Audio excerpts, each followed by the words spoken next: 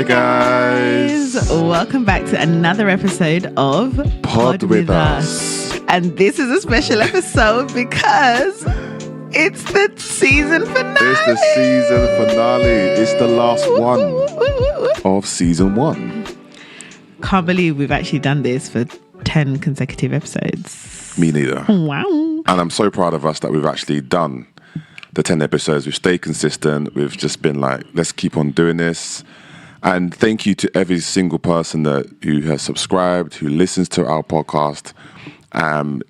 You give us great feedback. You talk to us. You let us know what you like, what you don't like, and all the questions and all these things. It's just been fantastic. So this episode was dedicated. It is dedicated, and it will continue to be dedicated to you, as we promised in episode 9. So Daisy, take us through what we got next. Well, we've got a twofold part to the episode.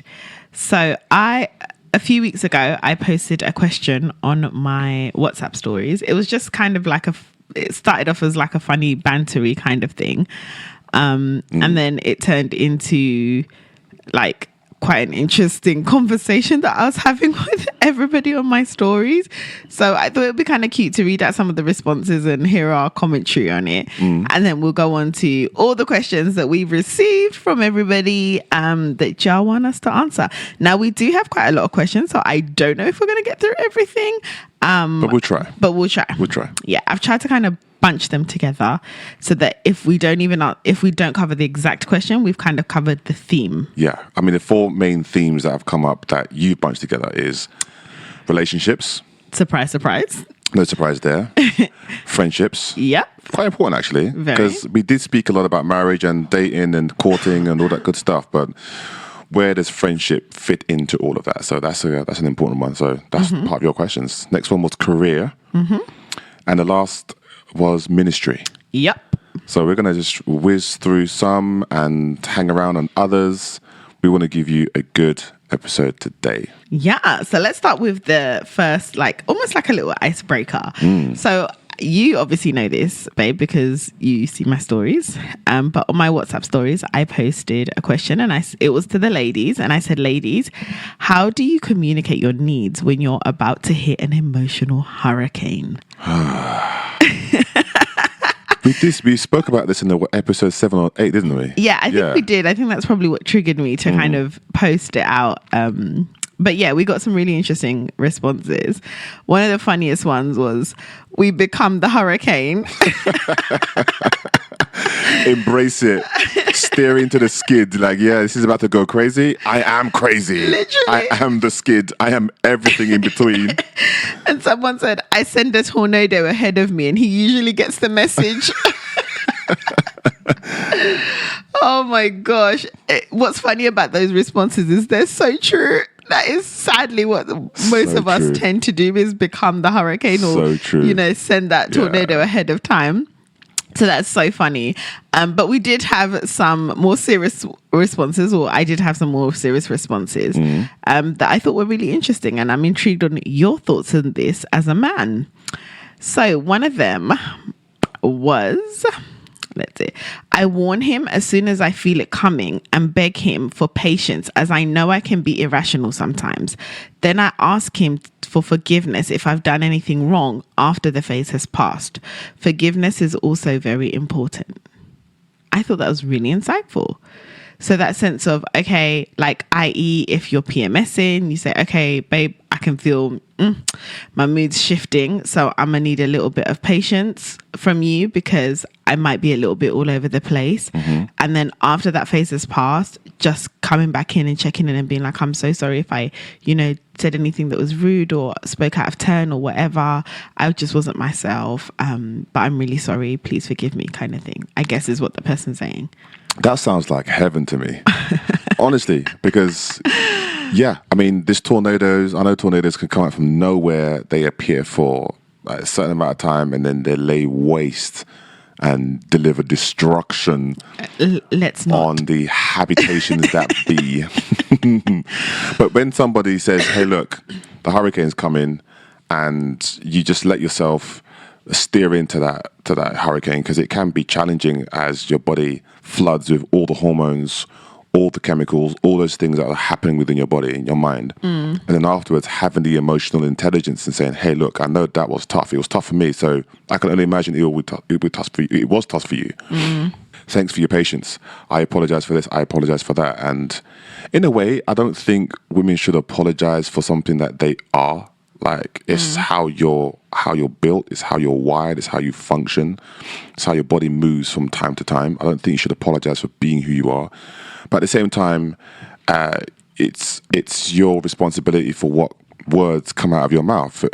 Are these words designed to hurt, to damage, or are you trying to communicate, I'm feeling rough right now, leave me alone? Or, what's wrong with you? You fill in the blank. And those words are designed to hurt and damage. So yeah, sometimes that can happen. So it's good to apologize if things like that happen, but essentially, I don't think you should apologize for letting these things flow through you. Yeah. I guess it's like you said, she's probably, I think we probably may feel the need to apologize for like maybe how we reacted or how we responded to that rush of emotions. That's heaven. That's heaven, babes. We're going through. Another really interesting response that we got back was, somebody said, my mother always told me not to use my emotions as an excuse for disrespect. So I try to remember that and treat those moments like any other day with self-control. But it's not easy, but I try. Thank you for trying. That's all I can say is thank you for trying, because, yeah, again, it's the emotions. They come strong, man. They come strong, and I can only imagine how women have to deal with that often. So, yeah, thank you for trying. Thank you for doing. Keep trying. And I love that sense of what her mum always told her, like, emotions are not an excuse for disrespect, which is so true. But when you're in that emotional flood, it's so hard to remember that, because like an itch that needs to be itched. Literally, you're just like, you know it's bad for you. You know you're probably going to create a scar, but you just, in that moment, it's like that. It's overwhelming. Yeah. But yeah, that was really good. And then... Good advice from Mumsy. Good advice. We love the Mumsies coming through. Somebody else said, I tell him straight that I need patience this week and I need you to step up with A, B, C, D. And he understands and he always comes through for me. This man was really made for me and I for him. Oh, that's what oneness looks like. That's what it reads like. That's what it sounds like. We love that. Communication, accepting, understanding conflict. Yeah. And working through it. Literally. Like, this is me, babe. It's happening. He's like, gotcha. Copy that, Captain. Honestly. I'm there with you. We love this. Yeah. And the final one that we're going to share, we had so many. I think if I went through all of them, we'd probably take up the whole podcast. But yeah, the last one is, somebody said, the question is, do I know when the hurricane is coming? I usually just say, I need space. Then when he gives it to me, I'm kind of mad because I feel like he should still check in on me if I still need space while I'm ready to talk and maybe even in need of a hug. Basically, just read my mind. It's a lot easier. But honestly, I've learned to use my words, unfortunately, because he never gets it if I don't.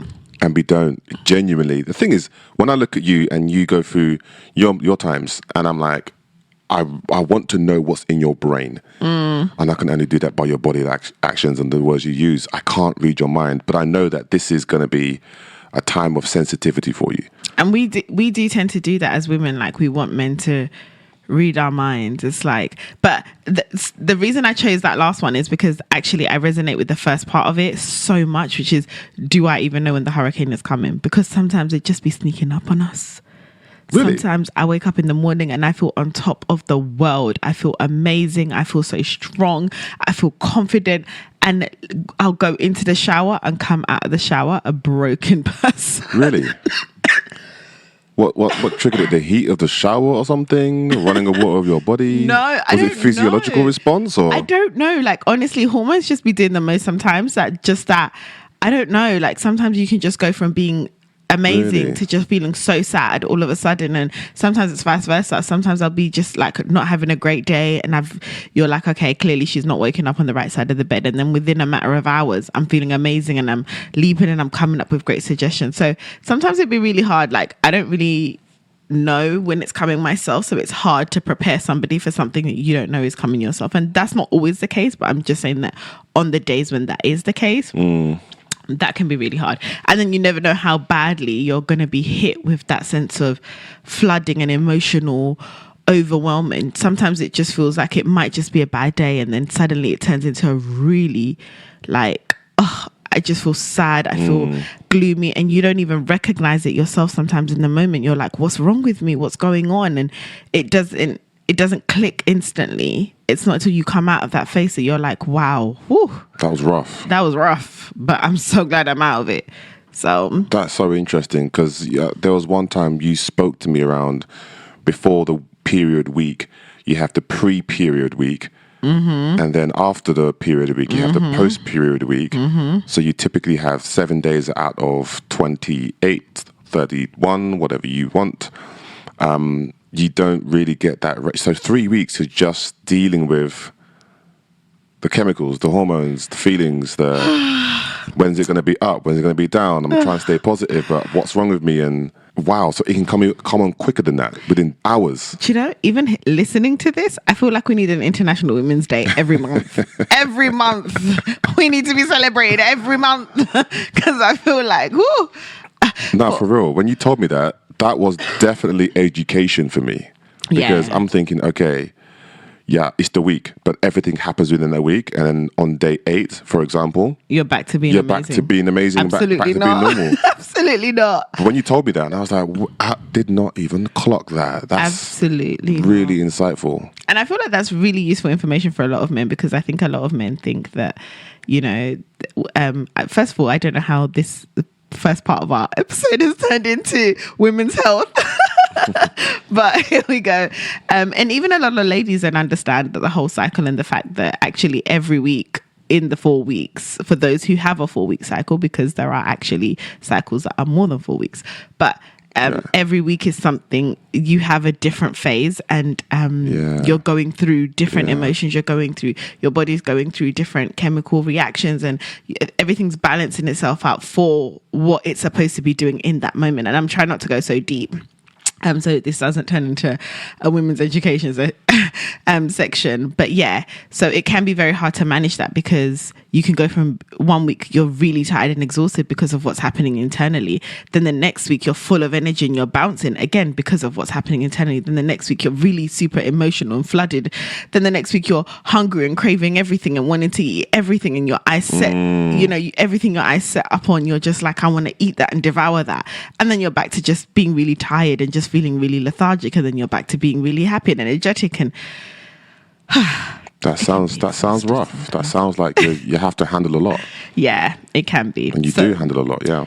It's key that we get our communication up, because nobody knows what's going on inside of you. So sometimes we really have to be amazing at using our words, and that can be the hardest thing when you're in that moment, for all the reasons that we've discussed. But yeah, I just thought that was a really cute question and response session that we had on the stories, and I guess we'll be doing some more of those and sharing more of those.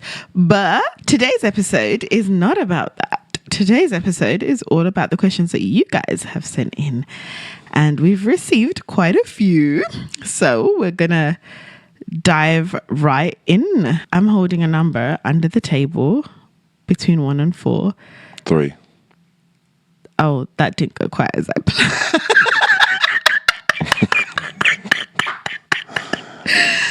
What was the plan? I mean, just choose a number 1 and 4. 3. Done. What was the plan? I don't know. I didn't really think that through. Let's go with 3. What was number 3 in your mind? Well, number 3 is career.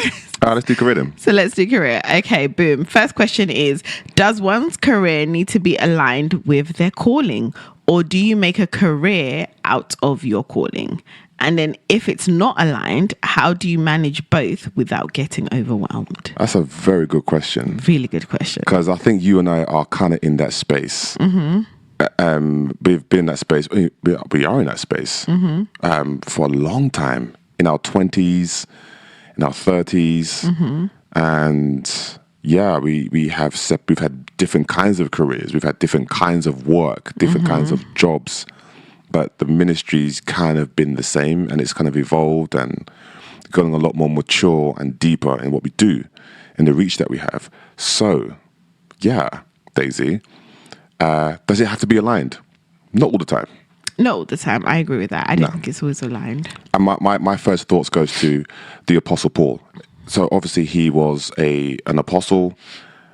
We know the story. If you don't, just go read Acts and see what he did. But from time to time, he would then hop in to do a bit of work as a tent maker. Did tent making have anything to do with his calling? No, but it served his calling because he wanted to send a message that, guys, I didn't take any money from you. I'm not trying to get you to sow £1,000 and, and receive your blessing. I'm going to show you what a Christian should be doing to live out the gospel to the people around them. And sometimes it could be not asking for money all the time or expecting people to support you, but you going for work, supporting yourself and other people around you. Because the gospel is not meant to be that a burden on people too much. If the church can handle it and pay their minister, then pay. But if it's a burden, don't put that burden on them. So it doesn't need to be aligned, I don't think. But would it be helpful? Yes. Yeah, I was just about to say, I think it makes it a lot easier if the two are aligned.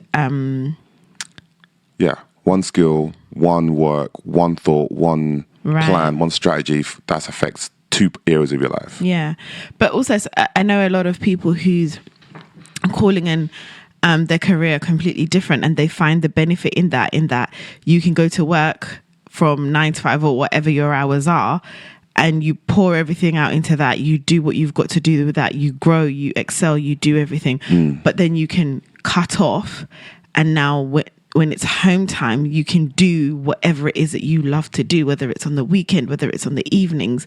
Like maybe, I'm trying to think of practical examples with that. So for example, if you are in marketing at work and that's your career and you absolutely love marketing, your mind thinks in a marketing way, you thrive at that, you love it, you're doing it, and you're growing in that company, like you're climbing up the ladder, you're thinking outside of the box, it's your field in that sense, and you really, really enjoy it. But perhaps you feel that your calling is more aligned to widows, for example, and you just feel there's something about, women who've been left alone in this world because their husbands have passed away, and I just really feel called and I really feel connected to do something, and I have this yearning. Can your marketing be useful for that? Sure. If you set up programs and stuff, you can definitely use your marketing skill to be able to advertise that, but are they directly linked? No, they're not. In the way that you may choose to live at your calling, maybe just connecting with widows, setting up support groups, or setting up activities and workshops and stuff like that they can connect to, or even just creating a platform where they can connect and help each other and speak to each other and guide. I don't know, in whichever way you live that out, it might not be directly linked to your marketing career, which you're thriving at, but there are definitely skills that are applicable in both. That are transferable. Exactly. There are transferable skills that you can use in one to the other. And some people might find that refreshing, because for example, I've always shared the fact that I was really passionate about directing and theatre performance. But I think when I started doing that as a job, my desire for it it killed it. But when I was doing it as a hobby, and I loved it. I loved the fact that I could study and do all of these things that were really intense and required a lot of brain power for me. And then I could step out of that world and step into theatre and performance and directing, and I could just release that creativity streak in me. And it wasn't impacted by the stress of my day. It was something completely separate. Yeah, it can happen. And I think you get overwhelmed when one of them is not enjoyable. I think that's when it becomes to be overwhelming. But I typically find that when people do what they love, you somehow make time for it. You find the time for it. You have the capacity for it because you genuinely enjoy doing it, and it doesn't feel like stress and work. Or rather that what the time you put into it and all of that extra demand it takes from your time and your energy, you're like, you know what, the cost and the reward is worth it. Yeah. My knees hurt the next day, or I've got that headache, or I feel like I've got some type of I just need to be in the dark for the whole day just to recharge. But it was worth it. It's so rubbish being in the career where you go home and you say to yourself, when can I want to quit? I want to leave. Why am I spending all of my time pushing a vision and a mission that I just I'm not passionate about, I don't really care about. So sometimes you've got to be in that space as you figure out what your calling is. But then when you figure out what that calling is, then I sometimes draw from my calling and what I do there to give me the feel to deliver and to worship God and to honor him in my career that I may not like. And that kind of goes on to the next question that we had around careers, which was, you've touched on it in your last point, which is, I'm stuck in a job that I hate, but I don't know what else I want to do. So what do I do? I feel like that's such a popular thing. Like, a lot of people feel that way. They're stuck in a job, but because they don't know what else they would do if they weren't in that job, they just stay and you just keep braving it. Yeah. For me, I've been there before. When I used to work retail years ago, my early mid-20s, I would go to the store, and as soon as I walked in, I was thinking, when is my lunch break? As soon as I'm on my lunch break, when do I leave to go home? And it was just, it got to the point where it was just a drag. It was a really, really bad experience for me. And I thought, do I just leave the job and find another job? Yeah, but I found another job in another retail store or another retail chain or another brand. And it got to the point I was like, I don't know what to do next. And so I understand that feeling can be paralyzing. It really can be. Because you're thinking, what do I do next? You're thinking back, and you might have been X amount of years in that space you're in, and you realize that maybe I'm not that skilled, or I have to start all over again in a new career, and I might be, let's say, 26, 27, or 30s, and you're going to step into a new industry, into a new space, and you're going to have your contemporaries who are your same age, more advanced than you, and you're going to feel like inadequate. You're going to feel unskilled, unprepared, and that fills you with dread. It fills you with terror. So what do you do? Is a suggestion could be, for example, what do you like doing in your spare time? For me, for example, I like being creative from time to time. I've kind of got bitten by the creative bug in the last couple of years, and I've been exploring that space of what I could do. One of those outputs is the podcast that everyone is listening to today, is understanding what makes a great podcast and the tech and the software and all that kind of stuff, and making sure I can produce something good that is enjoyable for people. I enjoy the process. And so there's things I think you can do to explore or to start developing new skills, or even to double back to the previous point that you made, Daisy, around what skills have you picked up in retail that is transferable in a different industry. So management skills, leadership skills, communication skills, facilitation skills, sales skills, objection handling skills, conflict resolution skills, logistical skills, organizing skills. You can pick up these skills in the retail environment, for example. How will they apply in a new space? And experiment, try new things out. And I think the church is a very good place to do that, I think. Very, very good place. So many different departments for you to try out. And I think the key thing that I've learned in, I guess, my career journey, so to speak, is skill trumps so much. Like, skill is so underrated.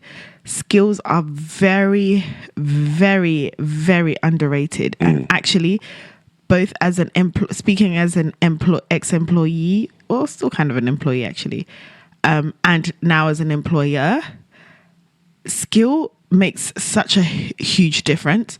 And I think we underestimate that. A lot of people focus on the bigger picture, like as in the whole final, I want to, like, oh my God, I'm in marketing right now and I kind of want to try the financial space, but I have absolutely no idea of, like, my degree was in marketing, so therefore I can't go over into the financial world. And yes, there is an element of your skill needs training, but focus on what you have now. Just like you said, okay, cool, I can do this. I can do analysis. I know how to pull out statistics. I know how to curate those statistics to tell us what trends are happening. So whilst I don't have a financial degree, for that particular position that I want to go into, I've looked at what's required, and based on what's required, I can see that my current skill set right now enables me to already do 70% of the job.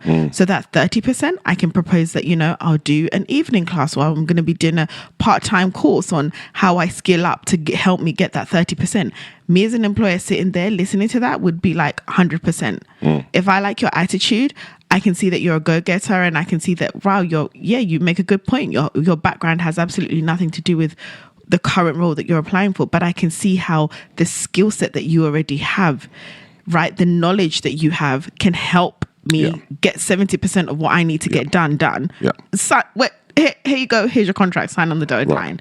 Like, it's just, but I think sometimes we overthink things, and that's also largely due to the pressure of having to think you've got to get it all sorted out. You've got to have your career. You're looking online. This one's, accomplished in this. This one's jet setting around the world in that. That one's getting degrees and certificates and awards in this. And then you feel like, oh my gosh, I don't know what I'm doing. Where am I going in my life?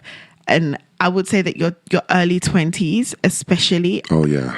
That is the prime time. Perfect time. If you're going to change careers, switch and change and jump from this to this to this to this, that is the prime time. Perfect time. Why was I stressing out? Why was I like, why was I trying to give into all this pressure?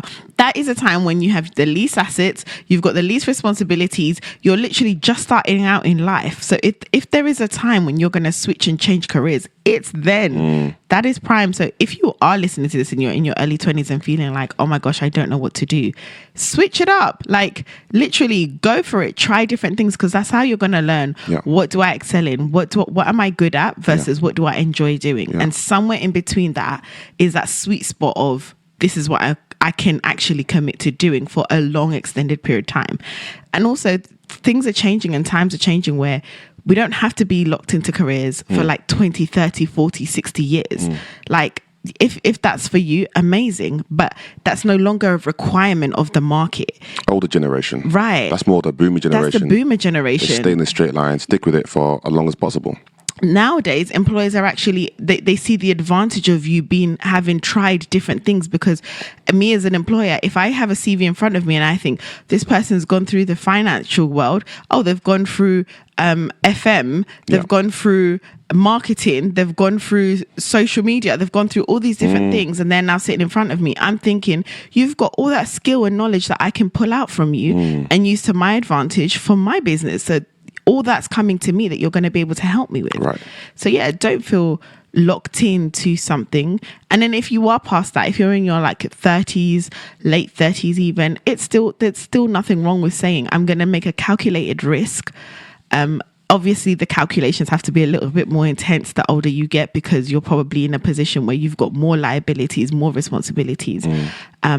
But you can still make that decision and make that choice and say, I'm going to try this. I'm going to do this, and give myself X amount of times to see if that works. And if that doesn't work, here's backup plan, here's plan B. But I don't think there's ever a point in your life where you have to be locked into something. So I've got a question then that's just popped in my mind as you were talking. What's your wisdom then on single parents, single mum, single dad? They've had to, let's say, press a little bit of a pause button just to take care of a little one, and they've had to step out of the market ever so slightly. And now they're at a space where they can, right, I want to get back into working life. I want to get back into what I pretty much almost did before. At the same time, raise my child as a single parent. So think of it like, my child is my calling, but I also want to get back into my career. What's your thoughts on that? What would be your advice in terms of somebody who could kickstart their career or to explore other options? Are there transferable skills from being a mother and a father? There's so many skills that you build up as a parent, just doing life, that absolutely can be used to your advantage in the workplace. There's scheduling, there's time management, there's multitasking, there's being able to do all of this. And I always say to people that it's not necessarily what you've done and what you haven't done, but it's how you can present it. It's how you can place that information before somebody to make it or not even to make it seem, to show them and to evidence that this can work for their advantage. I have something that you want, and this is how it's going to benefit you. It's how you frame that information. But also, as parents, there's nothing to stop you doing short courses. Okay, cool. I know I'm going to be home until my child, for example, I'm saying as an example, as a single mom, for example, I want to be at home until my child is 3 years old or 6 years old, whatever your time frame that you've given yourself is. When it gets to that 5-year mark, if you've set yourself until your child is 6, when it gets to that 5-year mark, you know, it doesn't come up as a surprise to you, you know. So start looking into what can you get into? Are there any short courses available? Are there any free resources available to help you get the skills that you need to get into the industry that you can? Cool. You say to you can now sit before an employer and say, okay, I may not have the experience of this, but I do have the experience of this, and I've also got the qualification of this, and this. I've done this. Like, you're not just coming presenting yourself before them with absolutely nothing. And it's like, as they're asking you the questions, that's when you're now thinking, oh, snap. Yeah, it's true. I don't have this.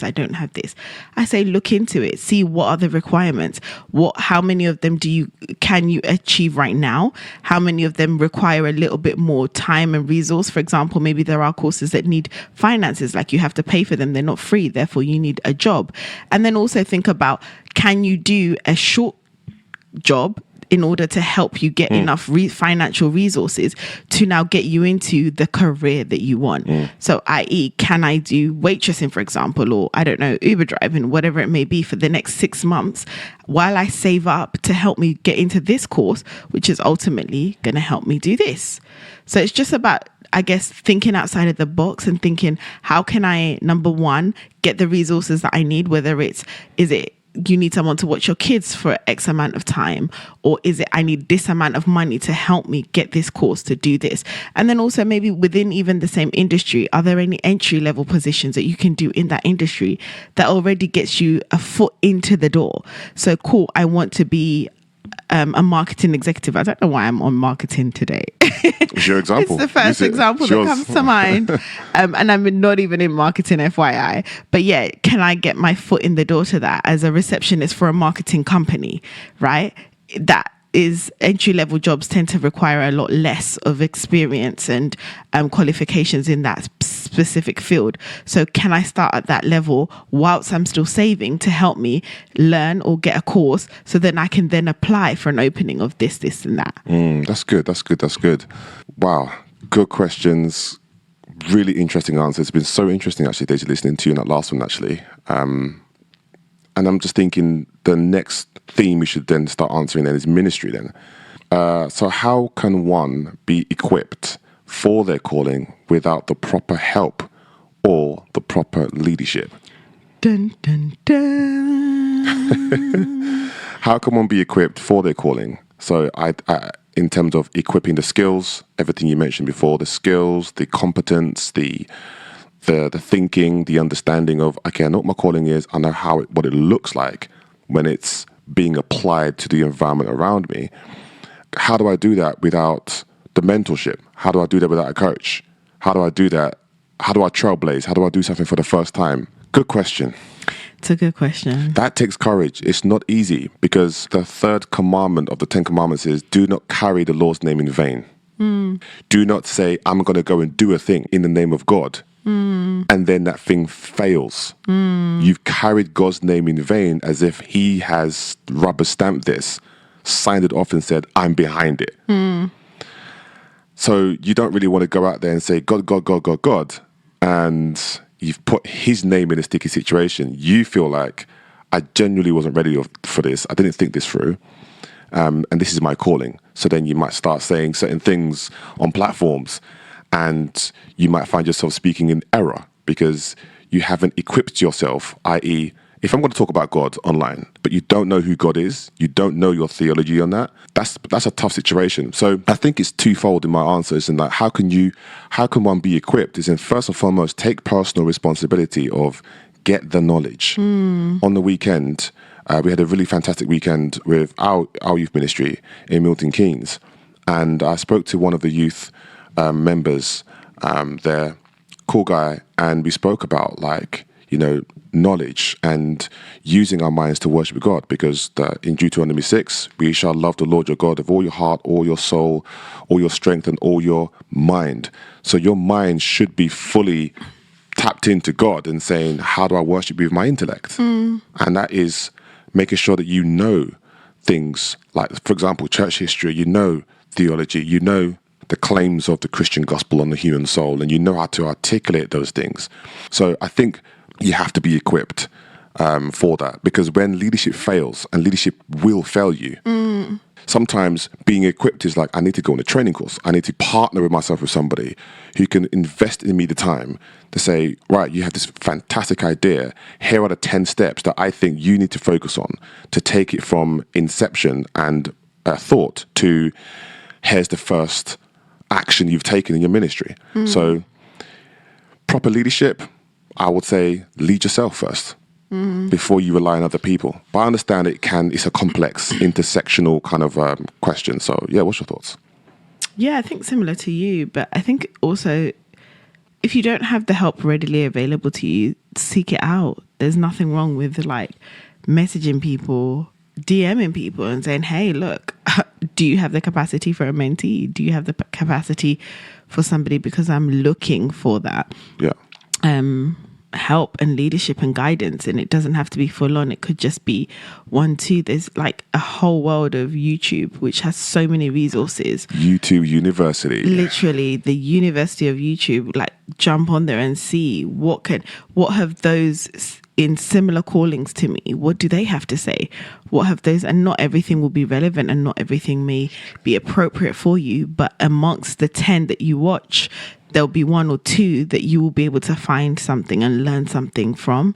So yeah, and ultimately God equips you. Like, he literally equips us. The Bible says he equips us for every good work. So we have that equipping readily available to us through the Holy Spirit. So just say, Lord, like, you bring the resources that I need for that equipping. God, I feel that this is the direction that you're leading me to. So Lord, make available the resources that I need to be able to effectively accomplish the good work that you've sent me out for.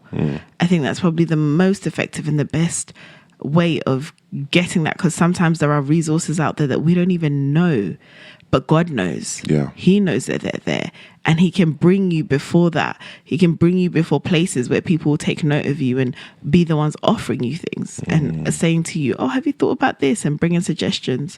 So yeah, I would say that that's a big thing as well. Include and involve God in that. How do you know what your calling ministry is? When you think of your calling, you feel that sense of, I feel pulled, I feel compelled to do this. Like, I feel like I want to do this. If I couldn't do anything else, I would still do this.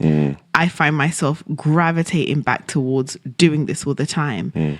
And sometimes you may not always be amazing at it straight away, but you have that sense of conviction that I should be here. I should be doing this. I want to be doing more of this. I think my answer would be using John 15. I chose you and I appointed you that you should go and bear fruit, and that your fruit remains and brings glory to God, the Father. And it's just working backwards. Right. What brings glory to God in your life? First and foremost, look at that. Then ask yourself, am I bringing fruit in that area? Am I seeing fruit that's beyond my natural means that glorifies God? Is this a God glorifying fruit in my life? Is it a 2-week wonder, or is it producing fruit in every season of my life? You and I did the same thing. You know, we was leading a church. We were working together. Goodness me, we put our all into that. We was thinking, what's the next thing we got to do, and manage this and manage that, and all of the different machinations of running a church. And we also partnered ecumenically with other churches, and we was working with them. And the youth aspect of the work we did was just booming in fruit. And it's not necessarily an adding of numbers, but it was in terms of discipleship, right, impact, and changing lives and testimonies, and God glorifying people saying things like, I was searching for a place like this for a long, long time, and it's here, and I really want to get to know God more. And I never saw things that way before, or the way the gospel was preached or the way it was presented was super different than before, and I want to know more about it. That's God glorifying. So you and I use that as a means of like, wow, okay, so where the fruit is, that's God glorifying, that's remaining, that's in season. That could indicate where Christ has chosen you and appointed you to be. And that could be a very interesting way to navigate that question. That kind of leads us on to the last question that we have in ministry, which is, what would you say is one of the hardest parts of marriage and ministry? Separating marriage and ministry. Because your marriage is also a ministry. Yeah. And then, so I think knowing when to switch off and to focus on you as a couple, focusing on your spouse in front of you. So obviously, Daisy, when I'm talking to you, when is it a good time for that debrief? Or is it a good time for just let you just do what you got to do? So sometimes it can be the hardest part of just separating the two ministries. I think you're right. Just knowing that balance of, it's time to shut off. It's time to lock off, and having those conversations. Sometimes even when we're debriefing about the day, we end up into like a planning session, and it's like strategy. Yeah, exactly. And it's just, it's not always healthy, but it is a line that we're constantly still discovering, and it's a balance that we're still discovering. Sometimes you will say, right, we've just been doing a lot of ministry in the last X amount of days or weeks. And I'm just like, we need to focus on ourselves. So I'll say, for example, in our calendar, in our joint calendar, we'll just put non-bookable for like a particular weekend. And doesn't matter what it is, doesn't matter how important it is, we do not book anything in there. No WhatsApps, no DMs, no phone calls, no Zoom calls, no engagements, no nothing. It's just our time to say we're going to do nothing or something of our choosing that day that focuses on us. It can be easy to forget that what makes the ministry work is the two people that is in the ministry through which it's flowing by God's grace. And it can be tough sometimes. And we have, like, the marriage has to be strong and in a good place for the other part to thrive. Oh, goodness me. It needs to be in a good place. Yeah, if we're at odds with each other, then that's felt. That it gets stressful. Is felt, I mean, the weekend we just came back from the Milton Keynes, just that Friday we left. Yeah, you were stressed, babes. Yeah, I was super stressed. He was coming for me. I can see the blood in the water, and I was like, oh, no. My approach to high intensity organization of events and things is just focus on what I can control and just be okay with the things I can't control, though they may seem important. And I need to have an answer for it. I'm like, some of these things will just work out when the day or the event is rolling along.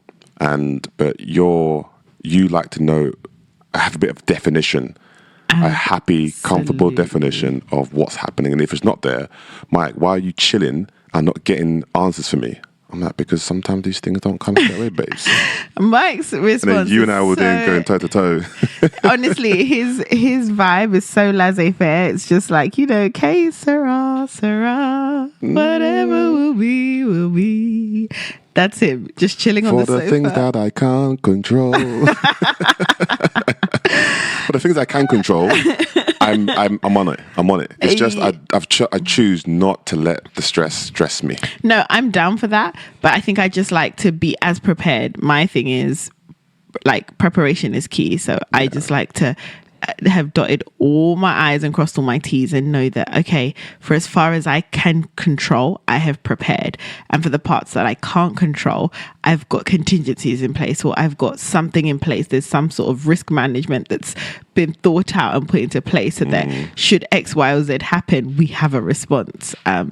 So I get very anxious if certain things aren't done. And I don't need them done exactly my way. I just need some thought put into it. Gotcha. Beforehand. So that can be the hardest part of ministry. It's just remembering the ministers. Yeah. Not just the ministry. Yeah. And the marriage, obviously. And it's not like work where you can go to work and kind of like, you have your boss and then You leave your boss at work. You leave your boss at work. This is like we're constantly together at work and at home. So sometimes it's hard, like that the pastor in him comes home and I'm just like, okay. Yeah, so I'm gonna need you to be my husband right now. But it's not exactly something he can just switch off. So sometimes I think it's just constantly a revolving door, really, isn't it? We're just constantly changing hats in this situation, changing hats in that situation, and just finding our groove through it all. Exactly. As long as we keep checking on each other, are you good? Are you okay? Am I giving you what you need? Am I receiving from you what I need? Yeah, so we can keep on doing what we got to do. Yeah. Great episode, babe. Yeah, I mean, guys, we decided to extend this episode and give you all a little bit more time today. We did not get through all the questions because we did not even touch on friendships and we didn't touch on relationships, but fear not, because the questions that we didn't get round to, we will be getting round to in future episodes. So, indeed. Yeah, but... Thank you for sharing those questions. They were really challenging. They were really good. Thank you. Thank you so much for everyone who even took the time to write questions and, listen to our episodes a whole season long. We're super, super blessed and so humbled that you guys keep listening. All glory to God. All glory to God. But don't worry, next season we're going to take a bit of a break. Not too long, but next season we are going to come with a surprise. So I don't know what that theme tune is, but that's the theme tune to that next episode. That's what you're going to hear on the intros. So thanks for joining us on the last episode of season 1 on Pod With Us.